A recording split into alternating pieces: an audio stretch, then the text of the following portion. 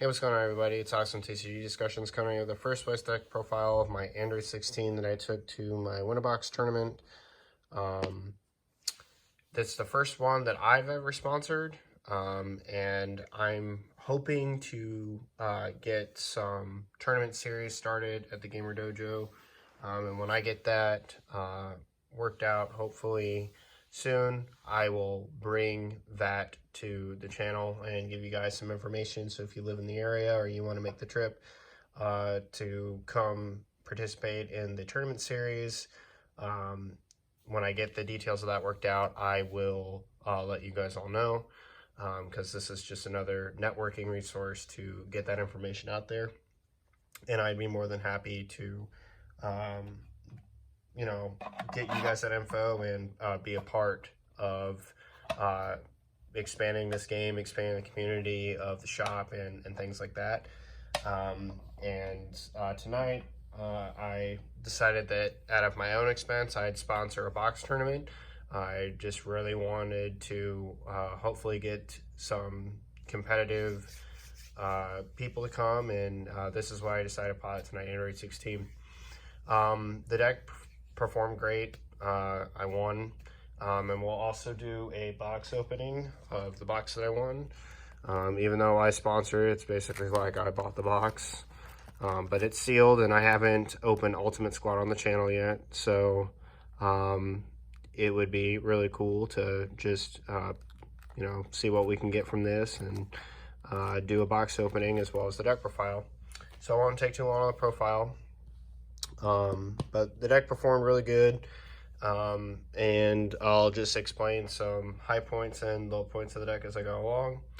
So onto our 16 lineup, we play 4 of the 7s, 4 of the Limiter Disengaged, 4 of the Stalwart Defender.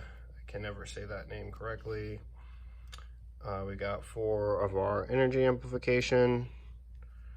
And last and finally, the card that for some reason is $35 right now, 4 of Steadfast Comeback. In my opinion, I think you need to play these.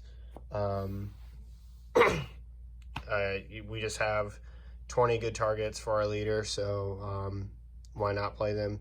And I think that they all provide a myriad of skill to play. Like, there's certain ones that you want to see in certain matchups, and just they help you play through those matchups. You just really know how to use your blockers, when you use your blockers, what kind of attacks you commit, how aggressive to be. And that's one thing that I love about 16 that I probably didn't give it enough credit for when it first came out, is that it is incredibly and skill intensive deck, period. No ifs, ands, or buts about it.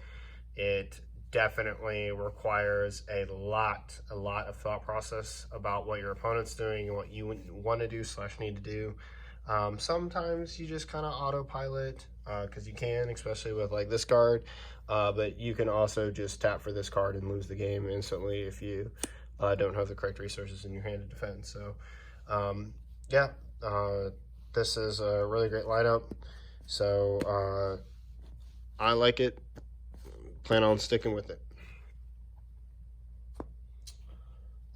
Next, for our 21 targets for our 7-drop, we play 3 Bad Omen, 2 Beautiful Scientists, and lastly 2 Destructive Villains. So I cut, I think, 1 Beautiful Scientist and this 17 and 18 to try Zamasu, and I absolutely hate it. So I will never play Zamasu really in the list again. You just want to effectively reduce the kinds of charges that end up in your energy that are like bad, and I'll explain why. In all the testing that I've done with this deck, this card is the only card that is really a risk factor, okay? And if you have Boo Unison in your hand, because it's obvious that we play it, and this card goes off and ramps as a Masu, you're just crying. Like, you're actually just crying. So I think that going forward, this is the ratio of cards I want to play. And then if hand destruction is really strong against my opponent, like against Cell, or something that doesn't keep a good hand size or doesn't have a good way to generate hand size, then I'd bring it back in. But I think this is a really solid ratio of cards. This card pairs really well with these. If this is the strategy that we're trying to get to, we also cite a second one. We can use the Beautiful Scientist to ramp. Beautiful Scientist being a KL blocker. This card, this whole play with the 7-drop just completely and utterly reminds me of Shigesh, Explosive Spirit. It's really nice. Bad Omen is completely busted. I won every game today that I played with Bad Omen. I just got them down to 1 life and then just credited them for game, either by casting her from the energy or just playing her off the 7. This card is here for sideboards. It's also our tech against Bulma. Both of these cards are. And against Bulma, Bad Omen actually gets reduced and this card gets increased by 2. And then, yeah, I'll just charge their super combos in the energy. You can't get them then. Haha. But the thing is, though, is that the list is really strong with these ratios of cards. This card being a board wipe to everything, 4 or less is really strong. This card being basically like Shugesh Explosive Spirit mixed with critting a life is kind of gross. And this card just being what it is really, really, really good. So it's going to ramp, it's going to block, it's going to KO card. And this card's just completely disgusting. So next, we play 3 God Sealing. No surprise here. It's God Sealing. Moving on. I opted to play 4 Android 18 Bionic Blitz. Shouts to Tyler Rice for selling me these beautiful ladies. She's all sassy. Oh, sassy. Look at those eyes. Look at those eyes. She means business. Anyway, trolling aside, I just decided to opt this. I've seen a lot of the list do a 3-1 split of this and like the new Untap one. But personally, I think that if I was going to do a 3-1 split of anything, it'd be Zeno Super Combo, the raw blue one. 1 being a blue charge, it's not bad if it gets ramped. And 2, it being a card that can retrieve Hatch. Hatch is now truly the only bad target in the deck to charge. So if everything else gets ramped, you don't care. Like literally anything else, unless it's like you just absolutely need it and it's like a detriment, but to like be charged. But like everything else is like kind of irrelevant. And the one card that we want to protect ourselves from is simultaneously like the one card that super combo can fix. So yeah, it's, other than that, Bionic Blitz is definitely good. Found myself pitching it off the leader a couple times, and just getting that draw too early, and the bottom deck comes up, but also doesn't. So 4 Bean and 4 Boo. Our main source of untap in the deck. Bean is also really big right now for all the 15k low to the ground cards. And Boo's broken. It's the best unison in the game now that King Piccolo Jr. Descendant of the King is at 1. Next, we play 2 speed substitutions. Yeah, not a lot to say. It's okay.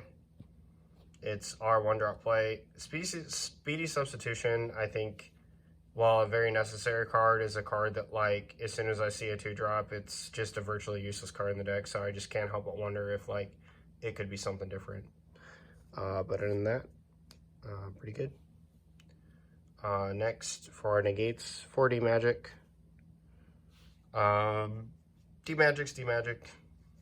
It's blue. We play it. It's really good. And the last one, Baby Hatch. Last time you saw this, it was Kai. Kai's still really strong. But if I said this in my SCR video, like, if you're going to play a color, right, like, and there's just a SCR that's of that color that's really good, you should play it over Kai. And that follows suit with this. Yeah, you don't get unison interaction and board wipe removal, but we have board wipe removal right here and right here. And as for unison interaction, I play several battle cards that can easily get it unison. So if it's a 20k unison, you know, we have at least 2 16s that easily can swing at it, and then Bad Omen and so on and so forth. So we're not too worried about it. Plus our unison ourselves is also kind of a unison killer. So if we really need to keep unisons in check, we can. And that leads us to Hatch being Hatch. So straight up ending a turn is ridiculous. And yeah, it's pretty good. So not a whole lot to say. Let's slide these up real quick, and then we're gonna do the side.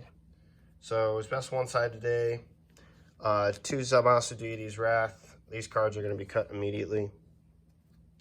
Don't even look at them. A second one of the 17 to 18 Siblings Revived. This card is busted, so it's kind of worth. Especially if you play against Sin Shenron, you drop 2 of these against them, they've lost. 4th God Sealing. This is the tech that I hoped to bring to the channel. I'm not sure if I talked about it in my previous video. Maybe I did, but this is the tech that I was aware of for barrier removal. This card destroys Slug. If you don't know what it is a unison. It's called King Vegeta's Invasion's Command. And it's +1 is the thing that we care about. Nothing else on this card matters. I mean, I guess if you want to KO a battle card, the -X kind of does come up, but like, I'm not sure why you'd also -X when you have the +1. But anyway, choose up to one of your card in your opponent's hand or their battle cards, ignoring barrier, place it in its owner's drop area. So that's pretty good. And this is our barrier removal, straight up. I guess the -X would come into play if you have like a lot of power on it, a lot of markers on it, and you just plan on getting rid of it for some reason. I don't know, but seems kind of like a redundant effect to me. Maybe there's something I'm not seeing there. Then we got 3 Isekai Keeping Watch for yellow, 3 Heroic Prospects, and then 2 Dirty Bursts. So pretty solid overall. Probably should have another Dirty Burst and another flex spot. So yep, that's pretty much the deck profile. Like I said, deck performed really good. So yep, without further ado, let's get into this box opening. So I haven't brought an Ultimate Squad box opening to the channel. I'm gonna get my handy dandy keys here, and we are just gonna open this bad boy up. There's not a lot that I really need from Ultimate Squad anymore. I bought a case of this, so there's just nothing that I really am gonna really super need. I did sell my Gohan and Piccolo SCR like really early, and that was possibly like a mistake. So if there's anything we could pull on here that I think that I would want to get, it would be that SCR. And actually more of this Unison. So I think this is like my 4th one. So Dripku, hopefully coming to the channel. But I'm gonna set these off screen real quick. Dump these out, and then open the packs in front of the camera. So let's get this bad boy started. This is our first pack. Rebellious Foe.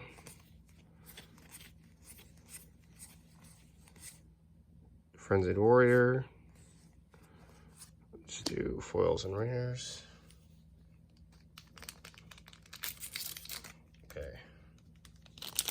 I'm gonna open this from behind the camera because to open this in front of the camera is a little bit iffy.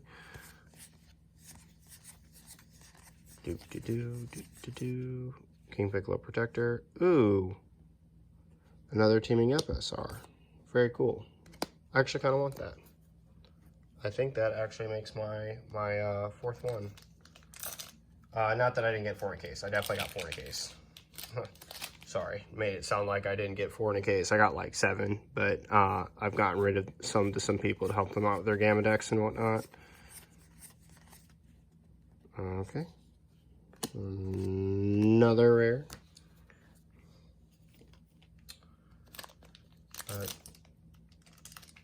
Yeah, the box tournament went pretty well. I mean, obviously, I was successful in getting what I needed, the W, but my hope is to sponsor some tournaments for prizing to incentivize people to come out. And as a player who really cares about this game and the shop that we're at, like, it's just super important to me that people feel, not that we get bad prizing, but that, like, we can have some exciting things. And I'm willing to take that personal sacrifice to kind of help incentivize people more and make it more fun for them. Cool. Got a foil rare. But all that to say is that it has absolutely nothing to do with the prizing that Jay gives out, because Jay gives out incredible prizing like all the time. Like, we are so blessed by our prizing. And I just want to invest into the community at my shop and the scene. So, yeah. Oh, I got 2 cooler packs, like, right next to each other. It's kind of weird. Gamma.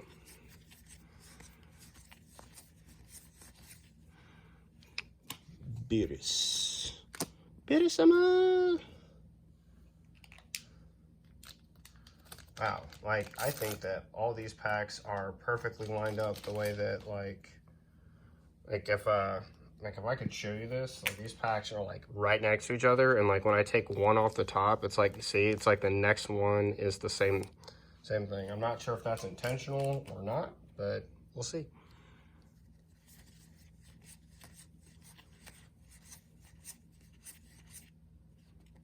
Wow, foil of the card we just got. Very cool. You know, I have to say, that's probably the #1 card that's deck that's, like, disappointing as a leader, is like the Namekian Piccolo leader. Like, I thought that card would have, the Piccolo leader in that deck would have, like, way more impact than what it did. Oh, Sibling Cruelty SR. Very cool. And for some reason, it just fell flat. Like, I don't know. We hyped up a whole bunch of Dropbox cards, and it just bit us right in the butt. You know, I speak about the Piccolo leader and look at the top of the next pack. So, feels bad. Feels real bad. Ooh. SPR 8-drop. Let's go. That actually makes my second one of that. And I actually now think my 4th one, because I've gotten rid of, again, to help other people, but, like, kept enough for my deck to function, so yay. I actually want more SPRs of that. That's, like, my favorite SPR. And, like, GT is going to be, like, the new red deck that I, like, foil out.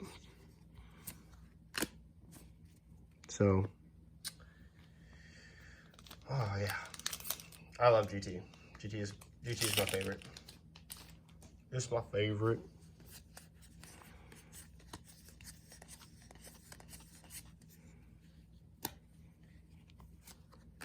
Foil rare. Just a rare.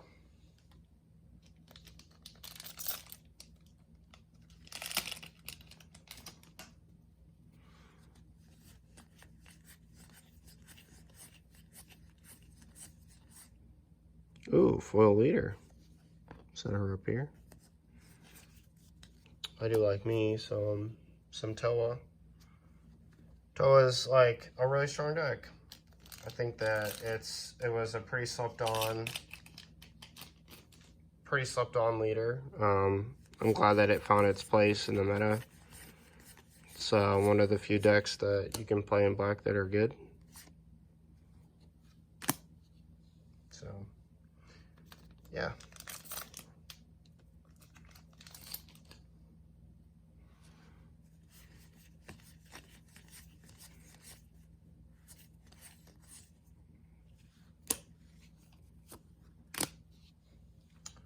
If you guys open Ultimate Squad, two things. In the comment section down below, what deck was it that you wanted to play the most, if you wanted to play any? And two, if you opened up any boxes, did you pull well? And if so, let me know what you did.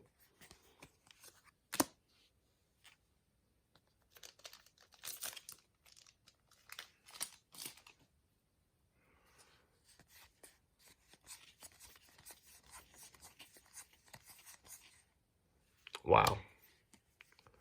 2 bands. I guess it's fitting to go along with the GT theme. It's our SPR. It's going to be our golden boon. Might as well get more foils of the deck. Yeah. Ooh. Ah. Juvenile Parasite, you say. That's my 4th one, you say. Again, same thing. Help people out. I had 3, now I have 4. So that saves me from having to buy one. Yay.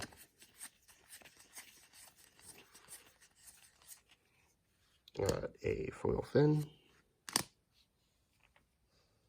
Got 5 packs left. Thank God I'm not doing case opening. That'd be like 2 hours long. It took forever. Ooh. Yes. The Final Sacrifice. Very cool. I actually needed more of that card for Dripku. Goes right along up there with that Gohan. Let's go.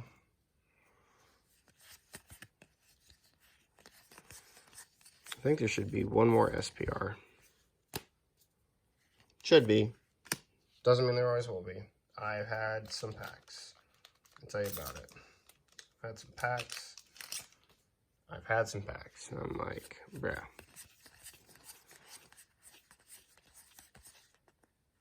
Hey, another SR. Broken in Mechikabura. Mark my words. Broken in Mechikabura.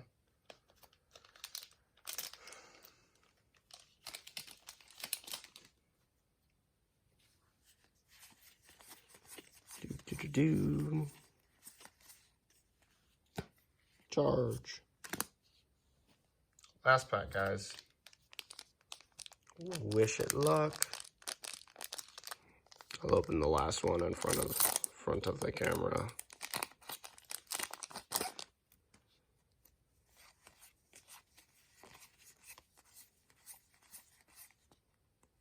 Ooh-wee! It was gonna be an SPR, right? But ooh-wee! That is very pretty. And if I want to tech this in 16, which I think that's extremely fitting that I got this card, I have my one of SPR. Very nice. So to go over setting some of those rares off to the side, SPRs, SRs, and of course our box topper right there. And then our foils. So I'm kind of excited because this is going to help me foil out GT a little bit more. In a lot of ways, I got a lot of good foils from that. And then I do like me Toa Leader. So, alrighty. Well, that pretty much does it for the box opening, guys. Thank you so much for watching, as always. Leave in the comment section down below, again, any decks you guys are playing in Ultimate Squad, what you've been looking most forward to, and exciting polls that you've had. I want you guys think about the deck profile down below, any changes or suggestions that you have. I'm always reading your comments and conversing with you when I can. But yeah, that's pretty much it for this one, and I will see you guys next time. This is Alex from TCG Discussions, signing off. Laters.